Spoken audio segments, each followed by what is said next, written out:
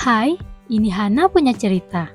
Kamu sedang mendengarkan Bila Kamu Part 5. Silakan pasang earphone-nya dulu ya. Sini, aku temanin tidur. Reina bergerak turun dari bus setelah les. Bibirnya membentuk senyuman melihat Tega sudah berdiri di halte dekat rumahnya. Tega berdiri dengan baju kaos dan celana jeans longgar. Kedua tangannya masuk saku celana. Setelahnya, Reina dan Tega berjalan pelan meninggalkan halte. Tega memperhatikan wajah cerah Reina. "Kau senang latihan hari ini berjalan baik?" tanyanya. Reina memandang Tega dan mengangguk membenarkan. Tega menyipitkan mata. "Terlihat jelas di wajahmu." "Terlihat apa?" tanya Reina bingung. Tega tersenyum lucu. "Kau sangat senang?" Reina tersenyum mendengar itu. "Aku senang bertemu denganmu." Dak! Tega menatap Reina kaget. Gebukan di dalam dadanya sangat keras hingga gendang telinganya peka. Hanya gebukan jantung itu yang terdengar. Ia sampai tidak sadar langkahnya sudah berhenti. Reina ikut berhenti, memandang ke bawah dan kembali memandang Tega bingung. Wajahnya berubah khawatir. "Kanzaki, kau baik-baik saja?" Tapi telinga Tega peka. Hanya terdengar gebukan jantungnya saja, lagi dan lagi. Matanya menatap wajah Reina lekat. Reina menatap kedua mata Tega cemas. Tangannya terulur ke lengan pria itu. "Hei, Kanzaki!" Tega seperti ditarik keluar dari dunia lain merasakan pegangan tangan Reina. "Kanzaki, wajahmu merah sekali!" ucap Reina cemas. Tega menyentuh wajahnya, juga memalingkan pandangan. "Oh, sepertinya aku... Kau baik-baik saja? Kenapa tiba-tiba?" tanya Reina cemas. Tega memegang dadanya sembari menghembuskan nafas. "Aku baik-baik saja." Ia membalik tubuh Reina dengan satu tangan. "Jalan saja." Reina menoleh ke belakang, masih cemas. "Kau yakin tidak perlu ke rumah sakit?" tanyanya sembari berjalan. "Tidak," jawab Tega. Sebenarnya ia sangat malu untuk mengakui apa yang terjadi padanya tadi. Depan rumah Reina. Tega berhenti di depan rumah keluarga Surugi. Langit sudah nyaris gelap saat itu. Reina memandang Tega. "Kau benar, sudah baik-baik saja?" tanyanya memastikan. "Tidak apa-apa," jawab Tega. Reina menghela nafas dalam. "Baiklah, sampai besok." Ia melambaikan pria itu dan hendak melangkah ke pintu. Tega mengatupkan bibir dan berbalik ke punggung Reina. "Surugi!" Reina langsung berbalik dan berlari kecil ke hadapan Tega lagi. "Ya?" Tega sedikit kaget, Reina langsung kembali. "Oh, apa aku bisa menghubungi ke rumahmu malam ini?" tanyanya. Mata Bunda Reina berkedip. Cahaya mulai muncul. "Kakakku terkadang pulang cepat akhir-akhir ini." Rona kekecewaan muncul di wajah Tega. Namun ia mempertahankan senyumannya. "Ah, begitu." Ia memalingkan pandangan. Bibir Reina mengkerut menahan senyuman. "Nanti aku akan mengirimkan pesan ke pagermu jika kakakku tidak pulang cepat," ucapnya pelan. Mata Tega kembali menatap Reina, merasakan angin segar dari gadis itu. Reina melambai, lalu berlari ke pintu depan rumahnya. Tega menahan senyuman, salah tingkah sendiri. "Kenapa berlari sih?" gumamnya. Ia memalingkan wajah, tapi sebelum benar-benar pergi, ia memastikan Reina sudah masuk dalam rumah terlebih dahulu. Lalu melangkah pergi sembari menahan senyuman.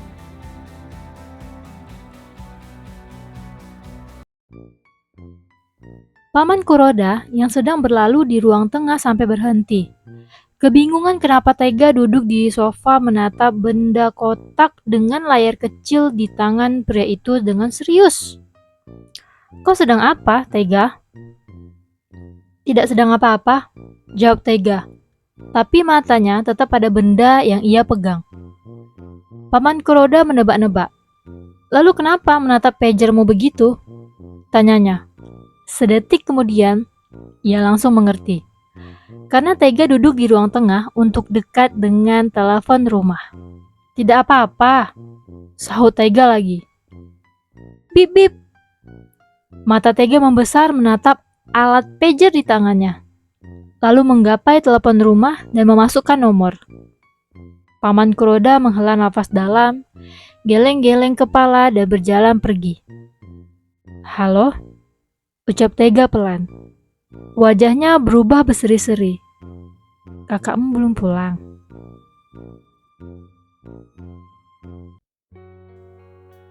Raina duduk di kursi penonton yang kosong menyaksikan latihan tokoh utama di musikal sekolah. Mereka terlihat sangat keren. Area penonton lebih gelap dari panggung yang menggunakan lampu sorot. Ia menoleh mendengar seseorang mendekat. Tega duduk di sebelah Raina. Kenapa masih di sini? Bisiknya. Raina menunjuk panggung. Aku masih ingin menonton. Jawabnya berbisik juga. Tega mengangguk dan menyandarkan punggung dengan nyaman. Matanya melirik Raina yang tampak antusias. Sudut bibirnya membentuk lengkungan. Lalu menopang dagu dengan tangan agar lebih nyaman memperhatikan wajah Raina dari samping. Raina mengulum bibir menyadari Tega malah menatap wajahnya dari samping. Panggungnya di sana, bisiknya sembari memutar kepala Tega ke arah panggung. Tega memandang panggung selama 1 detik, lalu kembali memandang wajah Raina. Raina memalingkan wajahnya malu. Tega memajukan wajah mendekati wajah Raina dengan tatapan gemas. Kedua pipi Raina terasa panas. Ia mendorong Tega dan segera pergi dari sana. Tega tersenyum gemas dan mengikuti Raina. Setelah latihan musikal, Ryu mengendarai mobil dengan cepat, berhenti tepat di depan tempat les Raina. Raina bergegas keluar bersama tas ranselnya. Terima kasih Ryu-san, ucapnya sembari keluar dan langsung berlari masuk ke tempat lesnya. Tega di kursi belakang terbengong-bengong, memperhatikan Raina yang berlari begitu saja. Lalu menatap Ryu kesal. Ryu terkejut, tatapan Tega tertuju padanya. Ia bergegas membuka sabuk pengaman, turun dari mobil untuk menutup pintu yang dibiarkan Raina terbuka. Tega sangat bete. Kenapa Raina selalu hanya berpamitan dengan Ryu di saat dia yang memerintahkan Ryu mengantarkan mereka? Keesokan harinya, Raina mengenakan tas ransel dan sudah hendak melangkah keluar rumah. Ia berhenti dulu melihat ibunya sedang berbicara serius di telepon. Di tengah rumah, ia mengatupkan bibirnya dan menghampiri ibunya hati-hati. Aku tahu, tapi tetap saja tidak mungkin bisa menyetarakan kemampuan tanpa latihan. Nyonya Surugi terdengar sangat serius di telepon. Baik, segera hubungi aku ke nomor ini lagi, ucapnya. Lalu meletakkan gagang telepon ke tempatnya. Bu, panggil Raina. Nyonya Surugi memandang putri bungsunya. Iya sayang, jawabnya. Kau belum berangkat sekolah? Aku... Ring ring ring ring ring ring ring ring ring. Telepon rumah kembali berbunyi. Nyonya Surugi menghembuskan napas panjang dan mengangkat gagang telepon. Surugi Akira, jawabnya. Ekspresinya kembali serius. Lalu bagaimana? Nyali Raina untuk berbicara ciut melihat respon ibunya. Aku pergi bu, pamitnya. Membungkuk sopan dan berjalan pergi. Hati-hati sayang. Nyonya Surugi sempat berpesan sebelum kembali ke telepon. Sekolah? Taiga menikmati onigiri yang sudah menjadi favoritnya bersama Rena di halaman sekolah. Matanya memperhatikan gadis itu melamun terus sambil mengunyah. Kau bosan makan onigiri? Rena memandang Taiga, tampak bingung. Kepalanya menggeleng. Aku makan ini hampir setiap hari. Taiga tidak langsung menjawab. Lalu kenapa kau bengong begitu? Pandangan Rena turun ke bawah. Ibuku belum tahu aku akan tampil di drama musikal sekolah. Hah? Kau tidak memberitahu? Tanya Taiga heran. Rena diam dulu. Aku akan memberitahunya pagi tadi. Matanya kembali ke wajah Taiga. Tapi tidak jadi. Kenapa? Tanya Taiga. Rena juga bingung kenapa ia tidak langsung memberitahu ibunya tadi. Tidak tahu. Taiga memperhatikan ekspresi Rena dulu. Tidak ingin salah bicara. Kau takut? Mata Bunda Rena langsung menatap Taiga. Gumamnya membenarkan sembari mengangguk. Bagaimana kau tahu? Taiga tahu, tidak ada yang lucu. Namun ia tersenyum. Aku makin pintar membaca pikiranmu sekarang, candanya. Mata Rena mulai bercahaya. Lalu memutar duduknya ke arah Taiga. Benarkah? Lalu aku sedang memikirkan apa sekarang? Tanyanya. Ia menatap mata pria itu seperti sedang mengirimkan telepati. Taiga menahan dirinya agar tidak tertawa. Lalu memasang wajah serius.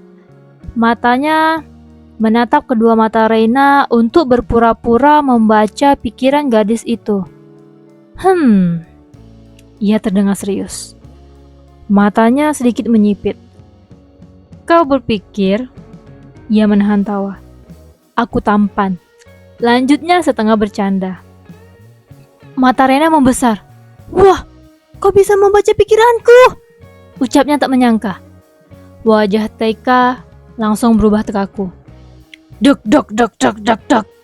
Gebukan di dada Taiga kembali terasa.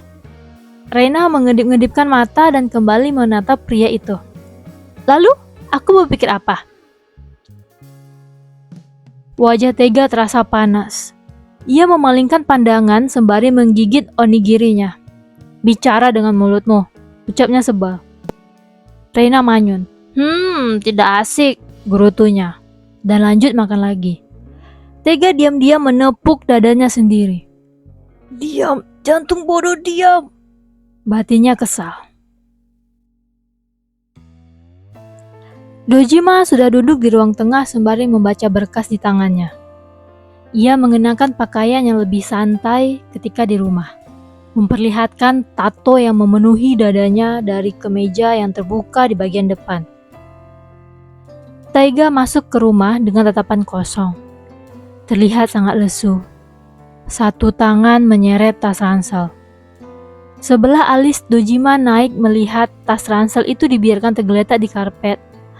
Lalu si pemilik tas membanting diri ke sofa dengan tatapan lesu. Ia melirik jam tangan di pergelangan tangannya. Lalu kembali menatap putranya. Kau kenapa? Tidak apa-apa, jawab Taiga lesu. Dojima menatap putranya aneh. Tumben, sudah pulang jam segini? Surugi Reina harus les, jawab Taiga lesu. Sedetik kemudian ia terkejut sendiri. Aku capek, ingin tidur. Ia bergegas bangkit. Tangan Dojima menarik pinggang celana Taiga hingga kembali duduk lagi. Taiga sedikit kaget ditarik begitu. Ia memalingkan mata dari ayahnya. Dojima menatap Taiga serius. Kau pacaran dengan gadis itu? Tidak, jawab Taiga langsung. Mulut Dojima terbuka tak percaya. Kalian belum jadian? Tanyanya tak percaya. Taiga ingin langsung menyanggah. Namun entah kenapa ia merasa tersinggung dengan nada bicara ayahnya. Akan segera jadian, tapi tidak sekarang. Kau sudah menemaninya kemana-mana. Masa kalian tidak jadian? Kau apa? Bodyguard, suruh saja Ryu melakukannya. Dojima berbicara setengah meledek. Taiga memicingkan matanya kesal. Aku hanya ingin memastikan dia baik-baik saja. Apa itu namanya? Ucapannya langsung terhenti. Yang ia ucapkan memang tugasnya bodyguard. Jadilah pria, nyatakan cintamu. Jangan membuat seorang gadis menunggu. Tegas Dojima. Tidak bisa dipercaya kau putraku. Ucapnya frustasi dan kembali memandang berkas di mulut tangannya. Mulut Taiga terbuka tak percaya. Orang tua lain ingin anaknya fokus belajar, bukan pacaran. Ia tidak mau kalah. Cih, kau saja tidak tertarik belajar, ucap Dojima tanpa memalingkan wajah dari kertas di tangannya. Oh iya, ia ingat sesuatu dan menatap Taiga. Setelah semester ini, kau akan pindah ke sekolah heksamu. Taiga terpaku. Memangnya sudah selesai? Tahun ini selesai. Kau, Ryu, dan anak buahmu belajar di sana sampai lulus, ucap Dojima. Bukan bertanya, tapi perintah. Lalu kembali ke berkas di tangannya. Taiga langsung merasa tidak nyaman. Dia tidak ingin pindah sekolah. Itu sama saja tidak bertemu Reina lagi selamanya. Karena sekolah yang dibahas ayahnya adalah private school khusus untuk anak-anak para mafia. Ya, ayahnya, pria di teban Taiga itu adalah pimpinan geng mafia paling tinggi di Tokyo. Jika aku tidak ingin, tanyanya. Kau harus. Jawab Dojima tanpa mengalihkan pandangan dari berkas di tangannya. Malam ini, semua anggota keluarga Surugi berkumpul di meja makan menyambut kepulangan Tuan Surugi. Nyonya Surugi sampai memasak banyak. Aku rindu sekali pada ayah, ucap Miu yang bergelayut manja pada ayahnya. Tuan Surugi tertawa lucu sembari mengelus rambut Miu. Ayah juga, ucapnya. Miu, biarkan ayahmu makan dulu, nanti kita bisa kangen-kangenan lagi, ucap Nyonya Surugi mengingatkan. Miu tertawa malu dan kembali duduk ke kursinya. Ren melirik Reina yang hanya menikmati makanan sejak tadi. Ren, bagaimana persiapanmu untuk acara ulang tahun kampus? Tanya Tuan Surugi pada putra sulungnya. Ren memandang sang ayah. Berjalan baik ya. Profesor memintaku mengundang ayah di acara nanti. Tuan Surugi tertawa kecil. Tentu, ayah pasti datang. Ren tersenyum simpul. Terima kasih ya. Tuan Surugi memandang Reina. Bagaimana denganmu Reina? Sekolahmu lancar? Reina tersenyum tipis. Lancar ya, jawabnya. Tuan Surugi tersenyum senang memandang keluarganya. Ayah senang bisa kembali ke rumah, ucapnya. Reina memandang makanannya lagi.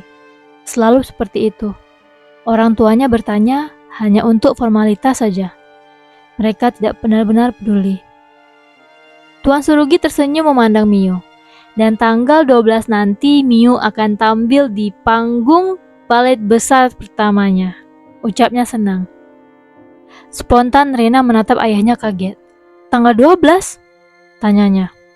Semua orang di meja menatap Reina kaget. Ada apa sayang? Tanya Nyonya Surugi ingin tahu. Reina juga terkejut, ia sampai berseru. Hah?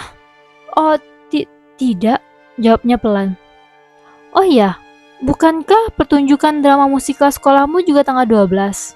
Tanya Ren pada Reina. Kakak melihat selebarannya di kamarmu.